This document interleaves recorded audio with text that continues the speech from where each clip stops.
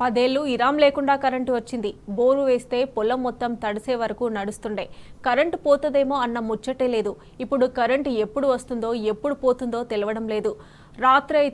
రాత్రనక పగలనక పొలం కాడికి ఊరికే పరిస్థితి వచ్చింది. కాంగ్రెస్ పాలనలో కళ్ల ముందే తెలంగాణ చీకట్లు అలుముకుంటుంది. 5 నెలల్లోనే విద్యుత్ రంగం తారుమారైంది.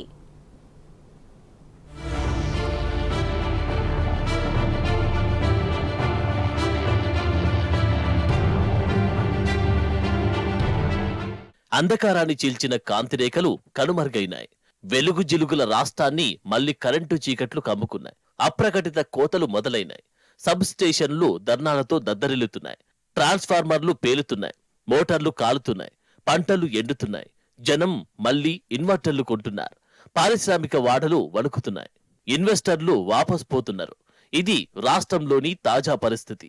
రెప్పపాటు కూడా కరెంటు పోని తెలంగాణ నిన్నటి వెలుగుల వైభవం కళ్ల ముందే చీకట్లు అల్ముకుంటున్న విషాద దృశ్యం ఇప్పుటికా నిజం. కేసీఆర్ సర్కార్ హాయంలో ఇన్వర్టర్లు పాయే, ఇన్వెస్టర్లు వచ్చే అన్నట్లు పరిస్థితులు ఉండేవి. రాష్ట్రంలో రెప్పపాటు కూడా కరెంటు పోయేది కాదు. ఇన్వర్టర్ల సంస్కృతి మార్చి ఇన్వెస్టర్లకు రెడ్ కార్పెట్ పరిచింది. నిరంతర విద్యుత్ ఫలితంగా రాష్ట్రానికి ఇన్వెస్టర్లు క్యూ కట్టారు. కానీ రేవంత్ సర్కార్ కొలువుదీరిన తర్వాత తెలంగాణ పరిస్థితి పూర్తిగా తారుమారైంది. ఒకవైపు ఇన్వెస్టర్లు వెళ్లిపోతుండగా ప్రజలు మళ్లీ ఇన్వర్టర్లు కొనుక్కోవాల్సిన పరిస్థితి తలెత్తింది. కాంగ్రెస్ పుణ్యమా అని ఇన్వర్టర్ల కొనుగోళ్లు మళ్లీ ఊపందుకున్నాయి. కార్నింగ్ పరిశ్రమ తమిళనాడుకు వెళ్లిపోయింది.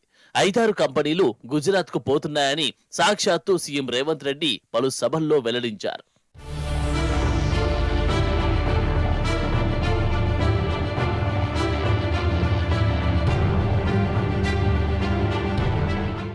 లో వోల్టేజ్ గురించి ప్రత్యేకంగా చెప్పుకోవాల్సిందే. మోటార్లు మొదలుకొని గృహోపకరణాల వరకు అన్ని కాలిపోతున్నాయి.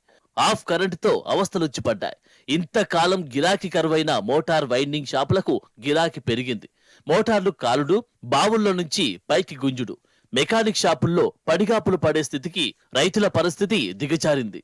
24 గంటల కరెంటుతో ఇంతకాలం మోటార్ మెకానిక్ షాపులు వెలవెలబోయాయి. చాలా వరకు మూతపడ్డాయి. ఇప్పుడు అవే షాపులు మళ్లీ పురుడు పోసుకుంటున్నాయి. పదే మోటార్లు కాలడంతో రైతులు అప్పులపాలవుతున్నారు. గతంలో 24 గంటల కరెంటుతో రైతులు ఉదయాన్నే పొలాలకు వెళ్లి నీరు పారించేవారు. రైతులు ధీమాగా ఉండేవారు. కానిప్పుడు రాత్రిపూట 3 ఫేజ్ కరెంట్ ఇస్తున్నారు. రాత్రి 11 గంటల నుంచి ఇచ్చే 3 ఫేజ్ కరెంటు కోసం రైతులు రాత్రిపూట పొలాల వద్ద పడుకుంటున్నారు. టార్చ్ లైట్లు పట్టుకొని పొలాల వద్ద పడిగాపులు పడుతున్నారు. రైతుల జీవితం రాత్రిపూట బావుల వద్దే అన్నట్టుగా తయారైంది. పాము కాట్లు, విద్యుత్ షాక్లు, మరణాలు సంభవించే కాలం మళ్లీ వచ్చేసింది. కరెంటు కోతల ఫలితంగా యాసంగిలో పంటలెండిపోయాయి. పంట ఉత్పత్తి తగ్గిపోతున్నది. రాష్ట్రంలో మళ్లీ దుర్భిక్షపు ఛాయలు, ఆహార కొరత దుస్థితి దగ్గరలోనే ఉన్నాయి. నీరందక పంటలు ఎండిపోవడంతో పొలాల్లో పశువులను మేపుడు, కాలబెట్టుకొనుడు సంస్కృతి మళ్లీ పునరావృతమైంది.